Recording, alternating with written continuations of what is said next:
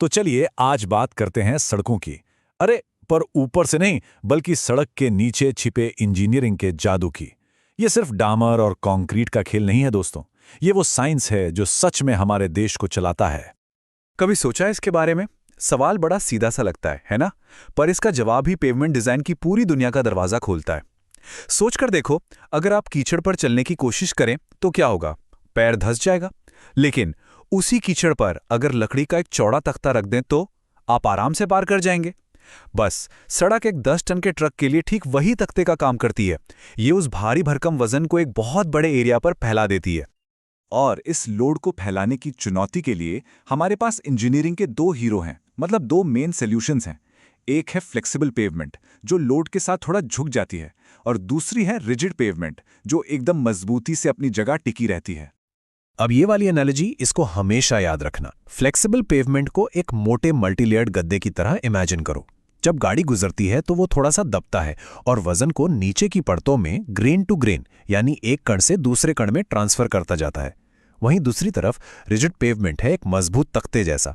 ये झुकता नहीं है, बल्कि अपनी फ्लेक्चरल स्ट्रेंथ यानी बेंड होने की ताकत से पूरे लोड को एक बहुत बड़े एरिया में फैला देता है।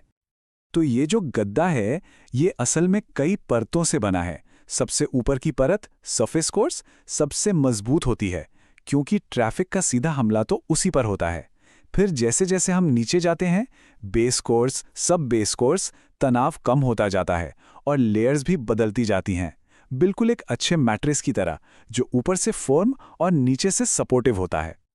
और दूसरी तरफ है रिजिड पेवमेंट, जिसमें लेयर्स का कोई झंझट ही नहीं है। यहाँ एक ही हीरो है, पेवमेंट क्वालिटी कंक्रीट यानी पीक्यूसी की एक मोटी और बहुत ही मजबूत स्लैब। ये अकेली परत इतनी शक्तिशाली होती है कि ये सरफेस और बेस दोनों का काम कर लेती है और लोड को सीधे फाउंडेशन में फैला देती है।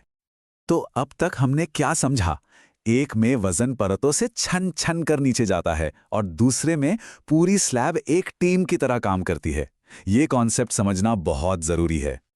चलिए अब देखते हैं कि ये परफेक्ट गद्दा यानी फ्लेक्सिबल पेवमेंट असल में डिजाइन कैसे किया जाता है। इसके लिए हमें दो मुख्य चीजों को समझना होगा। एक, कि सड़क पर ट्रैफिक कितना आने वाला है, और दूसरा, जिस जमीन पर सड़क बन रही है वो खुद कितनी मजबूत है। अब ये वाला पार्ट बड़ा इंटरेस्टिंग है। हम सड़क पर चलने वाली हर साइकिल, कार और ट्रक को अलग अलग नहीं गिन सकते। ये तो ऐसा हो गया जैसे मैं आपको कहूं कि 100 रुपए, $5 और 20 येन को एक साथ जोड़ो। आप क्या करेंगे? आप सबको एक स्टैंडर्ड करेंसी यानी मान लो डॉलर में कन्वर्ट कर लेंगे। सड़क डिजाइन में भी हम बिल्कुल यही करते हैं। और हमारी वो स्टैंडर्ड करेंसी है 8.17 टन्स का एक स्टैंडर्ड एक्सल लोड, जिसे इंडियन रोड्स कांग्रेस यानी आईआरसी ने तय किया है। हर गाड़ी, चाहे वो छोटी हो या बड़ी, उसके असर को इसी स्टैंडर्ड यूनिट में बदला जाता है ताकि हमारी कैलकुलेशन एकदम सटीक हो। इसी को इक्विवेलेंट सिंगल व्हील लोड या ESWL कहते हैं।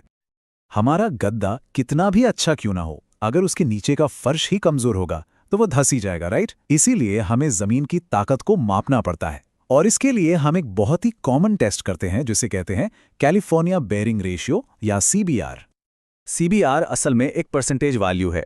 ये हमें बस इतना बताता है कि हमारी मिट्टी एक स्टैंडर्ड, बहुत अच्छी क्वालिटी के पत्थर के मुकाबले कितनी मजबूत है। सीधा सा नियम है, CBR वैल्यू जितनी ज्यादा होगी जमीन उतनी मजबूत मानी जाएगी और हमें सड़क की मोटाई उतनी ही कम रखनी पड़ेगी। तो डिजाइन की प्रक्रिया एकदम सीधी साधी है। स्टेप 1, सड़क की पूरी डिजाइन लाइफ का ट्रैफिक स्टैंडर्ड एक्सेस में निकालो। स्टेप 2, जमीन का CBR मान पता करो। स्टेप 3, इन दोनों वैल्यूज को लेकर IRC के डिजाइन चार्ट में देखो, जो आपको सड़क की कुल मोटाई बता देगा। और आखिर में स्टेप 4, उस कुल मोटाई को अलग अलग परतों में सही सही बांट दो। बस। ये सवाल हमें याद दिलाता है कि एक कॉमन बेसलाइन के बिना एक सुरक्षित और किफ़ायती डिज़ाइन बनाना लगभग नामुमकिन है।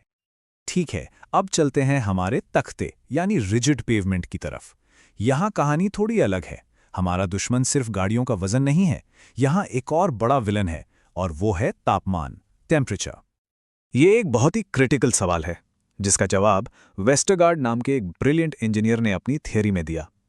उन्होंने बताया कि एक स्लैब पर स्ट्रेस हर जगह एक जैसा नहीं होता। कुछ हिस्से दूसरों से ज्यादा कमजोर होते हैं। वेस्टरगार्ड ने ये 3 क्रिटिकल स्पॉट्स बताए: स्लैब का बीच का हिस्सा, उसका किनारा और उसका कोना। जब किसी ट्रक का पहिया ठीक कोने पर आता है तो स्लैब पर सबसे ज्यादा स्ट्रेस पड़ता है। क्यों?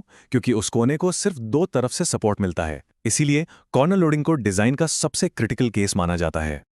सोचो, दिन के समय सूरज की गर्मी से कंक्रीट स्लैब की ऊपरी सतह गर्म होकर फैलती है, जबकि निचली सतह ठंडी रहती है।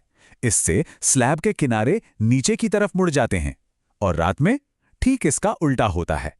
इस लगातार मुड़ने से स्लैब के अंदर बिना किसी ट्रैफिक के भी स्ट्रेस पैदा हो जाता है, जिसे हम वॉर्पिंग स्ट्रेस कहते हैं। तो इस प्रॉब्लम का सॉल्यूशन क्या है? हम स्लैब को जानबूझकर काट देते हैं।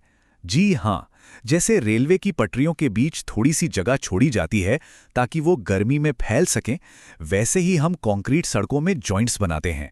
ये जॉइंट्स स्लैब को फैलने, सिकुड़ने और मुड़ने की आज़ादी देते हैं, जिससे टेम्परेचर स्ट्रेस कभी खतरनाक लेवल तक पहुंच ही नहीं पाता।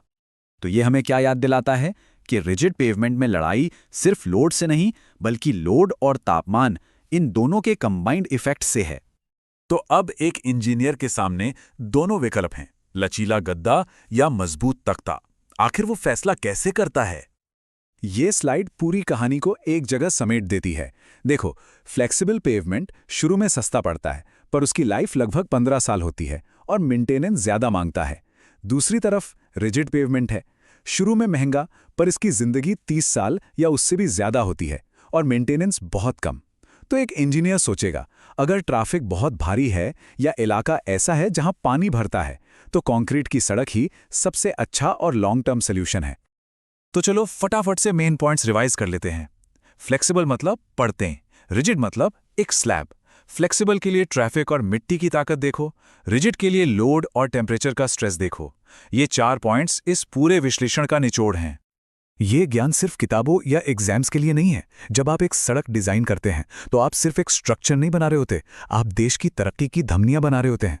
आने वाले समय की स्मार्ट सड़कें जो सेल्फ ड्राइविंग कार्स को सपोर्ट करेंगी, वो इन्हीं बुनियादी सिद्धांतों पर बनेंगी। ये एक बहुत बड़ी जिम्मेदारी है और उतना ही रोमांचक अवसर भी। और यही सवाल हमें भविष्य की ओर ले जाता है। जब हम प्लास्टिक या दूसरे रिसाइकल्ड मटेरियल से सड़कें बनाएंगे, या जब सड़कों को ऑटोनॉमस व्हीकल्स के लिए सेंसर से लैस करना होगा, तब हमारे ये फंडामेंटल प्रिंसिपल्स कैसे इवॉल्व होंगे? ये सवाल हमें हमेशा सीखते रहने और आगे बढ़ते रहने के लिए प्रेरित करता है।